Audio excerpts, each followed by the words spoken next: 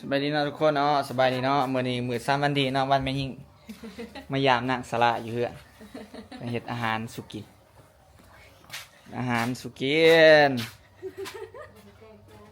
อาบน้ำแล้วบ่ยังไม่อาบไปเศร้าแล้วคนเฮ็ดกินน่ะคนเฮ็ดเศร้าเดี๋ยวไปกันเฮ็ดอยู่เฮ็ดกิน เนาะ เฮ็ดมุกเฮ็ดเม็ดไปซิมุกดิ ถ้ากินพร้อมแหละเสียดอีจังนี่ ว่าใด สิตำนุ่ยวะ ตำตุยบ่แม่นตำกับเปียกตำกับเปียก หน่วยเนาะ ต้มหนุ่ย ไทยเวียง อา เห็นแล้วหมู่บ้านเนี่ย บ้านนี่ ไทยเวียงเอิ้นนุ่ยเนาะไทยปักเสมันกรณีกรณีไทยสวรรค์เอิ้นนุ่ยไทยเวียงกรณีปักเสกับกรณีมีข้าวเปียกมีนั่นมีนี่เนาะนี่มีหนุ่ยใส่ยังไงวะน่าจะบุกน่าจะใส่บุกประมาณนี้ว่าแถวนี้เป็นบ้านทางไหนเนาะเขาบ่ค่อยได้อยู่เวียงเขาบ่ค่อยได้เที่ยวหอมเอียงจังสิพอปานใดเนาะเพราะว่าเส้นเขาอยู่มันติดแบบมันเป็นเส้นทางใหญ่เลยนะบ่ค่อยได้เที่ยวไปเทื่อนหมู่เอียงพอปานใดเนาะมันก็ดนๆได้มาเทื่อบรรยากาศ เอานางเดนเขาป้อมอ่ะโมกินก่อน จะพาเพิ่นตอนรับเนาะเต็มอกเต็มใจบ่แม่นพี่น้องเอ้ยทางหมักหมอกหมักโมได้ไหมคะโอ้ยขวัญเองได้หันมาก็ได้หันเดี๋ยวเห็นตีเขาคล้ายแต่แซงเศร้า เขินหมากอีจังวะ หมากก็ยงซี มายงชิด มาหนามได้ กับหมากอีกอันหนึงอันนั้นมันขายอันนี้เขินหมากอีจังวะ แล้วก็แช่เย็นหนามมันก็ดี ฮะ หนามก็แช่เย็น บริเวณนี่มันก่อน เจ็บท้องเป็นเม็ดเจ็บท้องดีไรบ่กินน้ำเย็นเจ็บ งูมากก็ได้มันแยม หมกโมเนาะหมกโมเด้อจ้า ถือก็จะไปเรียกผู้ได้กับบวาง เรียกกันมันเสาเขามาบิลอนเดนที่ผ่านไป โม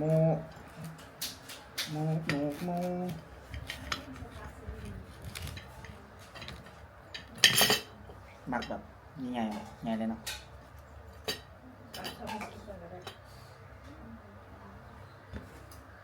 ฉันกินสำนี้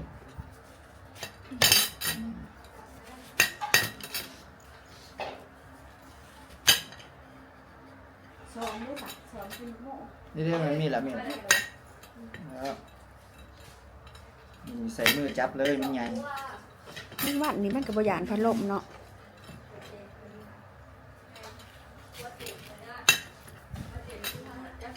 เฮ้ยเมื่อยไงก็ดีลูกเอ้ยเมื่อยสู้ชีวิตนั่งไม่นั่งแบบสู้ไปเรื่อยๆสู้ชีวิตคนสู้ชีวิตนักสู้อดีตไม่สวยหรอกน้อง แม่ คนสู้ชีวิตอดีตไม่สวยหรอกน้อง โมกินโมเสียงดีแต่ว่าน้องห้องเก่าดินี่ บ่ได้อันต่อเพราะว่ามันบ่ได้ น้องห้องเก่าเอ้ยเนาะ คันใดก็สิร้องให้ฟัง เจอไอ้แม่เนาะน้องห้องเก่าเอ้ยนี่ ได้ละเพลงคันใดคำหนึ่งสองคำ ฟังเพลงอยู่บ่แต่ละมื้อฟังเพลงอยู่บ่แม่ อ๋อแม่ ซู ก็ นา ฟั รี ง ได้เป็นมักซูนารีได้ใช้หมอกซูนารีฟังเลยตี แม่ก็ฟังไปน้ำทางนั่นแหละเพิ่นเขาเปิดอยู่บ้านเขาก็ฟัง เนาะ มันคือกาโอ้ยว่ะโตแล้วบ่ได้มีเวลาอยู่เพื่อนที่ชานฟังเพลงเขางานตลอดไปตลอดพูดกันหน่อยใจเหมือนกันเลย ใจยังเด้เขาลูกให้ได้กินได้แล้วใจรอบลาย แม่ก็ขึ้นมาอยู่ที่อ่างบ่เลย โดยเที่ยว เที่ยวเอาก็มีพันนี่ยังขมันหั่นล่ะ เสื้อนี้ยังเมนูจัง ต้มนุย ต้มนุ่ยยังมีแต่เส้นข้าวเปียก เสียกระเปียกยังเสียกะโลนี กรณีบ่เนี่ยโอ้เกี่ยวกับตัดเส้นข้าวเปียกให้คนกิน กินตำกินแต้ม เนาะต้องมีตำเนาะมีเขียบเจอีก เอา อืมบ่ายเนาะบ่มีเงินมีข้ามแลนมาหาสลายแหละพอได้กิน เห็นไหม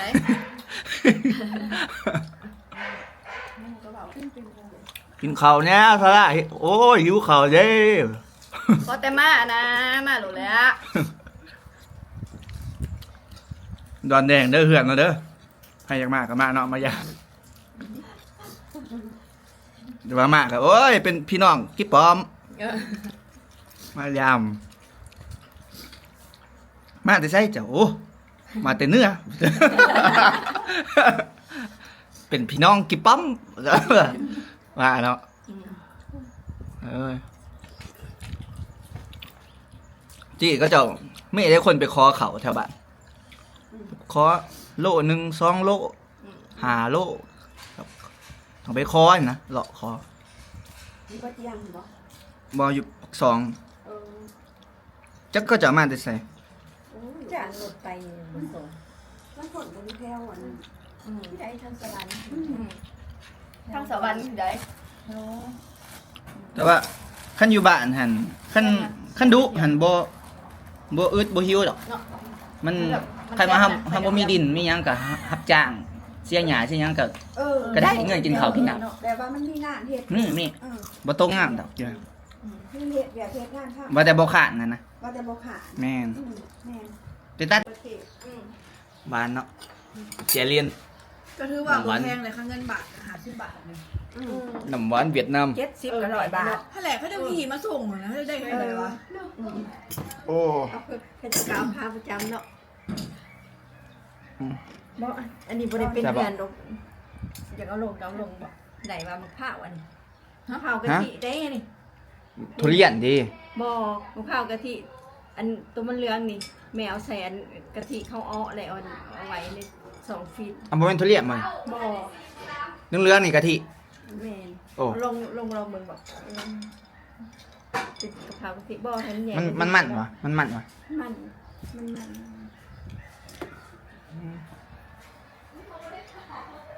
โอ้ย อิ่มหนำสำราญ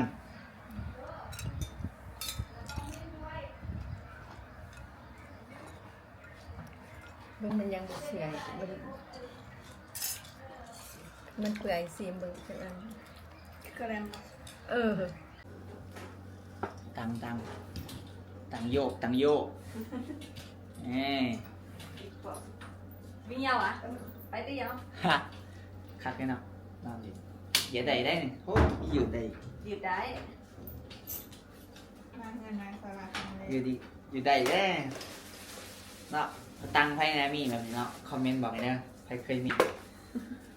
นี่ ไวไฟคันเน็ตซ่าใส่ไวไฟเด้อ โอ้ ไวไฟกับมีก้า นั่ นั่งเราได้พวกเจ้ากีตาร์กับมีบิ๊กบอมหันดีกระดีด เออเต็มทีแล้ววันเสาร์นี่ก่อนจะออกมา เปิดไปแล้วคอนเสิร์ตหนึง ขนมตีเอ้า ก็ผู้เพื่อนประเทศห้องสตูเก็บเสียงไว้ห้องเพลงตื่นสว่างห้อง เอ้านั่งเฮ็ดยับอันนี้เขามาอีกเฮ็ดเบียกได้แล้ว จะบเซลหมูขับไป เซลแฟน โอ้โอ้ครั้งแรกน้องเรียนสละไหนนี่ แต่ละเทื่อบ่เคยมา แม่มีแต่สละไปหาพวกเรา แต่ไปหามาหาข่อยเรื่อยๆเด้อเจ้าน่ะ จือแล้วมัน มา เขามาพี่หอมได้วงหนึ่งเนี่ย ไป เขาไปหอมทางไหนอีก อืม เขาไปนะไม่บีว่าพิษละ เรียกจ้านอนได้ เบิ่งสับสมบัติสาราเนาะ ทำสมบัติ มันมีเงินเก่าเลยมาสู้เอาเงินแต่เงินกีบบ่ เงินกีบ เงินกีบตั้งแต่สมัย สมัยร้านสร้าง ตัดสะสิมานับเบิ่งเนาะสิมาเบิ่งโซ่ว่ามีใบยังไงเนาะ อันนั้น ป้านี่คือใหญ่แท้ ใบตัวนี้แหละใหญ่แหง ตัวนี้มีอันนี้ใบลอยกีบนี่ใบลอยกีบนี่เนาะใบลอยกีบเงินแต่โดนอะไรนี่เนาะข้าวแม่ยังสาวคนที่บอก แมน โอ้ลอยกีบตะกี้จะบูหัวาซื้อยังไงแน่เนาะกับบูคือกัน ซื้อดินซื้อเพื่อนมาจาก โอ้ข่อยมีหอดใบหาพัน นี่ไอ้100กีบเนาะ2ใบ มีใบพั อั น นนี้ใบบ่แม่นเงินกีบอันนี้เงินอีสัก เป็นเงินฟิลิปปินส์ เนาะเงินฟิลิปปินส์ ตั้งแต่ปีตั้งแต่ปีนี้มันบอกปีเด้อ เงินเวียด10,000 ดงยังใส่อยู่นี่ตอนนี้ยังใส่ ตั้งแต่ปี 1898 อ๋อฟิลิปปินส์ อันนั้นค่อยเซิร์ชใน ChatGPT เนาะ อันนี้100กีบ100กีบนี่เฮาบางทีก็เคยเห็นอยู่แต่ว่าเกิดมาบ่ได้ใส่แล้วเฮาทันแต่ใบ500เนาะ อืม ก็100กีบ100กีบ100กีบ100กีบ100กีบ100กีบ โอ้มันเป็นทรัพย์สมบัติเลยเด้นี่ เนาะของเก่ามีค่าอะไรเมื่อเวลาผ่านไปว่ะ ฮู้บ่ใบอีหยังที่หายากที่สุด ว่าหยัง 5,000 อ๋อเนาะเงินกีบมา100กีบผ่านไปตัวนี้50กีบ 50กีบเตกี้นะเขาปุ้นถ้วยละกีบพวกเจ้า 50กีบเนาะ สมัย โอ้ สมัยแม่ข่อยยังโทยังอันนั้น10 ปี20 ปีนี่นะ อ๋อ สมัยนั้น ถ้วยละกีบอ่ะ ถ้วยละกีบ แล้วเราสู่ฟังดิ แล้วเราสู่ฟัง ว่าจะเห็นเรา ถ้วยเราสู่ฟัง ตัวนี้ใบ5,000กีบ ใบ5,000กีบหายากที่สุด อันนี้ฮู้บ่คันใบใหม่ๆไม่ใหม่ๆที่ว่าเขาขายเนาะนักสะสมของเก่าค่ะนะเขาเจ้าให้ราคาอยู่ที่ใบหนึ่ง3,500 บาท 3,500 บาท แม่น โอ้ 3,500 บาทได้ต่อใบต่อเงินใบหนึ่งแต่ว่าเดี๋ยวนี้หันไส้มันบ่ได้มีค่าแล้วเนาะบ่ได้มีค่ามันแพงเขาเอิ้นว่าน้ำศิลปะคือลวดลายของในใบเงินนี้ นี่ลวดลายนี่ อืม เขาเจ้าออกแบบเขาเจ้า เงินใบ5,000เนาะ อืม เป่าขอเป่าแค่นท่านนี้น่าจะเป็นภาษาฝรั่งเนาะ เป็นภาษาฝรั่งบงชนชนแนลดูเรา อ่า ตัวนี้500กีบนี่เนาะ500กีบ อันกับ ว่า เปียน ฮะก็เคยเห็นใบ500 ก็เคยเห็นเนาะเงินแท้ๆเลย มันแท้ นี่ ๆอันนี้คันว่าบ่รุ่นเก่ารุ่นแก่แท้ๆนี่บ่ได้เห็นได้บ่ได้จง 10กีบตัวนี้นี่เนาะ10กีบนี่สิน้อยกว่าสิสั้นกว่าว่าซั่นซะนี่สิสั้นกว่าประมาณนี้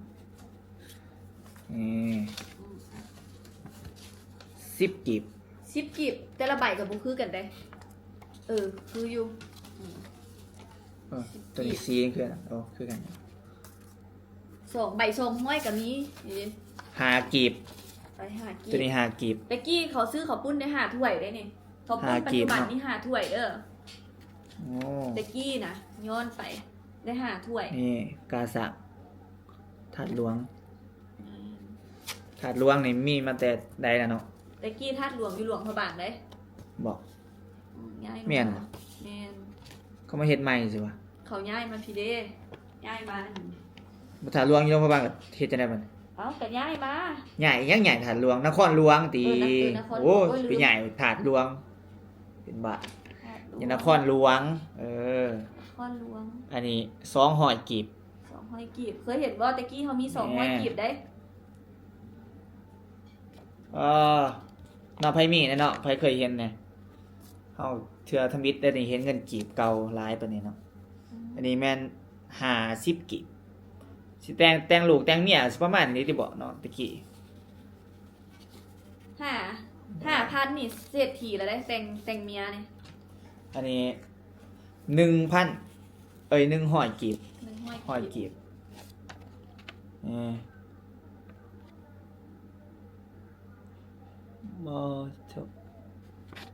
ยังเห็นใบละกีบเว้ยได้ใบละ เป็น กีบ กานี่แม่นวัดเสียงทองบอกหลวงพระบางเนาะ สมัยร้านสร้างแล้วนี่นะ อืมและสุดท้ายแม่น1,000กีบ ใบพันกีบ นี่เนาะยกนั่นถือใบ1,000กีบมันคือสิรวย เอาใบ ใบ50กีบซ้ำใบแสนกีบ เออ กีบใบแสน1แสน1ยังถือใบละแสน ว่าถือว่าแบบสะสมไว้เนาะบางคนก็เขาเจะมีเงินเขาเอิ้นเงินห้างบางเงินแบบเป็นเหรียญเป็นหยังหั้นนะก็มีได้เงินแต่ก่อนใส่แบบนั้นเนาะ เดี๋ยวค่อยสิลองเบิ่งเหรียญค่อยก่อน มีบ่เหรียญ มีแหละเนาะ นำมาเบิ่งเนาะเบิ่งของเก่าสะสมสละ แบบนำกับนี้ ลองอันนี้เนาะ สั่เลยเนาะ เตียงนวดไฟฟ้า แม่น ให้มันอุ่นมีอุ่นอีก แม่น ปรับความอุ่นเนาะว่าศาสตร์แบบอยู่กรรมเลยวันนี้ตุ่มผ้าคนอยู่กรรมวันนี้เอ้าเจ็บท้องเม่นเนาะจะได้ความรู้สึก คือขาสิรุด คือคาสิรถ ล้างสิขาด เป็นเม่นเด้อบ่แม่นอยู่กรรมเด้อเป็นเม่นแล้วบังเอิญมันมาหลินเฮือนศาลามันมีเตียงนวดบัดนี้เตียงนวดแบบอุ่นอีกพุ่นว่าลองนวดซะเนาะกำลังเปิดเออ ที่มันจริง เป็นได้เดี๋ยวมันยิงซีมอนไปเนาะ ยังหอยมัน ลองนวดมันตีน หามาเปิด เลย ดีเนาะมันตีสิ ที ว้าวตะขัก แม่นแล้วบางกับมานวด เสียเสียงกว่าเก่านะพ่อ นี่เสียยามันเห็นคักเหมือนกับแบบว่าคือเขานอนเมฟสินอนแล้วคนนวดบัดนี้เขานอนนั่นเขานอนหงายแบบมีคนแบบเขาจะนวดนอนนวดไปข้างหลัง ยิงไป กินเต้น สาธิตเนาะนี่ก็สมัยลูกอ่อนนี่สมควรอยู่กรรมเนาะ เดี๋ยวจังไหนเริ่มฮ้อนแล้ว คนมาเยี่ยมอันนี้ คนมาเยี่ยม เออ คือเดี๋ยวคนอยู่กรรมเลยเขาก็ได้ ฟิลแบบอะไรเลยเนาะฟิลแบบมาเฝ้าเมียเกินลูกหาน้ำอุ่นน้ำฮอด หาน้ำฮอด อันนี้แม่ลูกอ่อนเนาะได้ลูกก่อนเนาะ ได้ลูกก่อนเนี่ย เอาเนาะครั้งแรกที่เป็นการนอนหนวด เอา ปง เอาปุ้ง โอ้ย ลงหมดแล้ว โอ้เฮ้ย ยัด กดเงื่อง ยัด กดเงื่องมัน เบิ่งเอาตีนขึ้นกันเต้ โอ้ เอาลงปุ้ง เซลมันขาดแล้ว ใส่เอวมัดขา ฮะ ลง มีหลอกคาอีกว่ะว่าเป็นอันนั้นละบ่ นี่เด้ใส่เอว คือแบบโฮโมแบบ เบิ่ง กลัวจิตเวชบ่ เบิ่งไหนหนึ่ง ว่า ล็อกขาอะไร สมองมอดสิเป็นทองมอดจิตเวชได้นี่ผ่าขาวสิปกอีกบัดเนี้ยโอ้ยแม่นบ่เนาะ ดังเมื่อย หลายเหตุการณ์แต่ว่าแล้วก็อยู่กรรม อุ่นแมนทั้งหลังนี่จะคักกันเนาะ แม่อุ่นก็มีแฮงเว้ย เด็ก โอ้ ช้อนหนึ่งพวกเราก็เสาหัวโอ้ได้2อย่าง โอ้ มันหนวด กำลังหนวดกด หนวดก้นขึ้นมาล้างแหละโอ้เจ็บกระดูก เดี๋ยวไปซื้อเก่งที่เดี๋ยวกับปอยเลย อ๋อไปเนาะไปโอ้มันกรึกทางข้างน้ำโอ้ขึ้นมาล้างละอ๋อเจ็บว่ะ ไปหอดข้อมันไหน โอ้ขึ้นมาแล้วหอดบาเขาแล้วอีลุมขึ้นมาหอดกด มันไปหอดไส้กันแถวหอดบ้านหรือหอดกุด หอดบามันขึ้นมาลูกสุดท้ายโอ้ แต่มันหนวดหัวหนวดข้อ โอ้ขึ้นมาข้อเขาแล้วโอ้โอ้โอ้ อันนี้แม่โก้ที่มันอยู่ใส่ของการนวดตลอด ฮะยูพาร์ทสั้นกับนี้ บอกว่าแบบมันอยู่อีหยังจุดใด บอสเอามันก็เอาเต็งปกติมันเต็งนอนอะเต็งท้อง อันนี้มันลดไขมันได้ โอ้คือคนสิเป็นมิตรนี่โอ้ ห่อนปะเดี๋ยวเอา โอ้ขอเจ็บ เจ็บเลยหลอกเล็ก หลอกขาเขาอีกมันขัก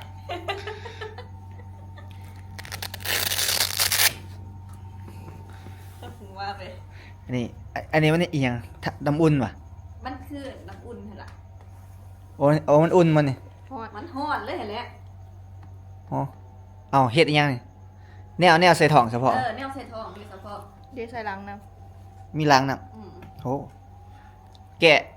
เพื่ออาการเป็นเม่นหรือว่าอีหยังนี่ นวดเด้โฮม นวดว่ะ สลายพวกสลายไขมันพวกอีหยัง โอ้ครับเนาะอุปกรณ์เรา เครื่องตะกีดเขาได้เราสื่อ2,000เหรียญอยู่ได้นี่ 2,000 แม่นควบอุปกรณ์เรามีเตียงแบบว่าเป็นแผ่นอันนี้แผ่นใหญ่เลยได้อยู่ในห้อง เจ็บเลยเจ็บท้อง เก็บทองเอาโฮมใส่กัน ชุ